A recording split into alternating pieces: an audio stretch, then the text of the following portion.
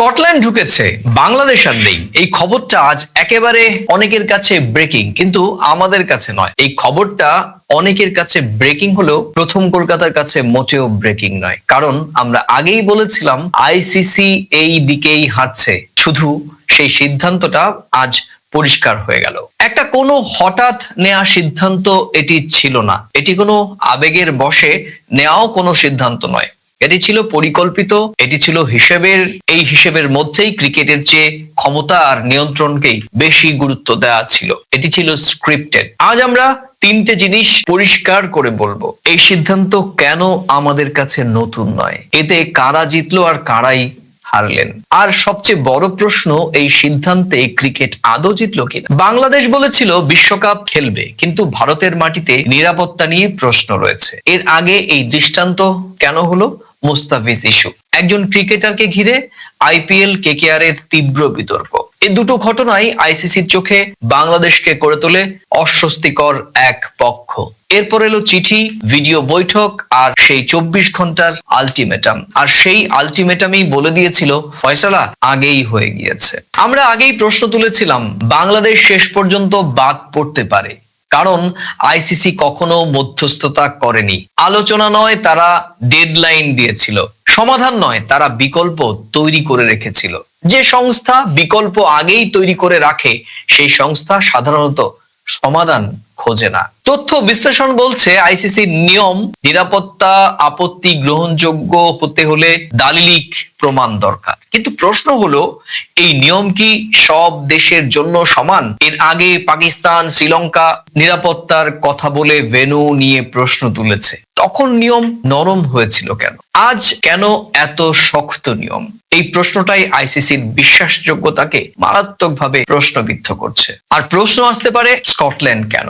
এটা কি আগেই ঠিক রাখা ছিল? স্কটল্যান্ডকে নেওয়া হয়েছে পারফরমেন্স ও র্যাঙ্কিং এর ভিত্তিতে, ঠিক আছে, কিন্তু আসল কথা স্কটল্যান্ড আগে থেকেই প্রস্তুত ছিল। মানে এটা আগেই টেবিলে বসে ফিক্সড আপ করা ছিল।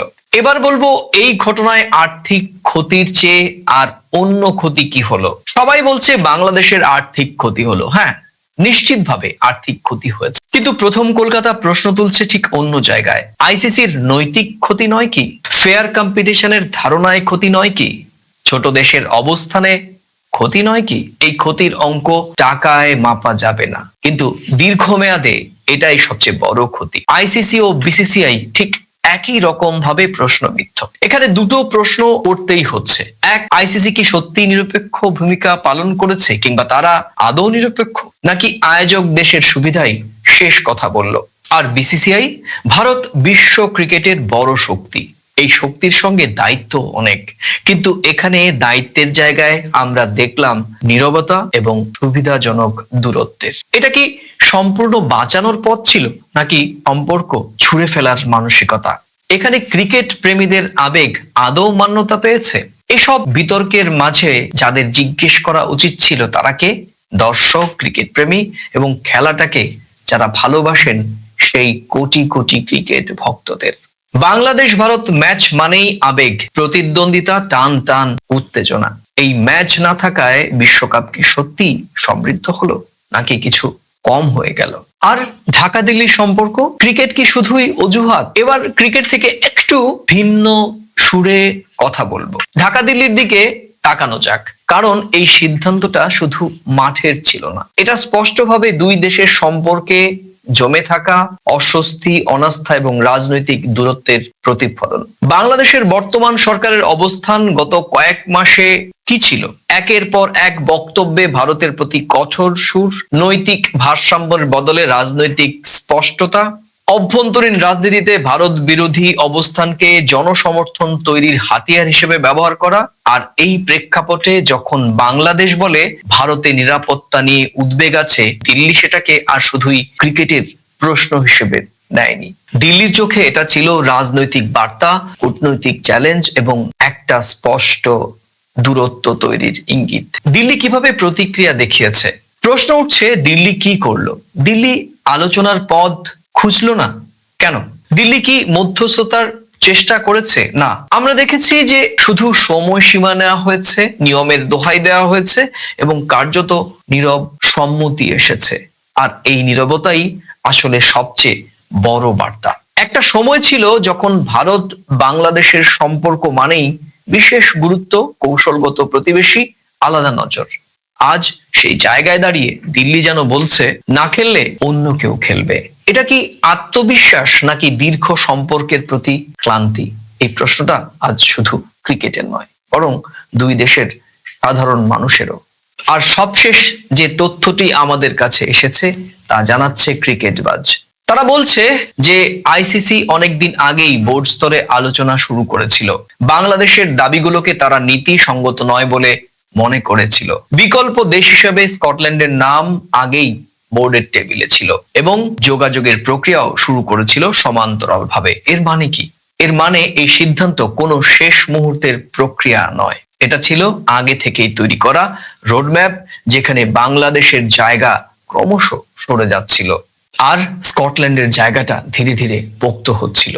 আমরা এখানে একটা বিষয় পরিষ্কার করছি, চূড়ান্ত সিদ্ধান্ত, আনুষ্ঠানিক ঘোষণা ওটা আইসিসি করবে, কিন্তু আজ যে তথ্যগুলো সামনে এসেছে তা স্পষ্ট, এই পরিণতির দিকে ক্রিকেট প্রশাসন আগে থেকেই এগোচ্ছিল।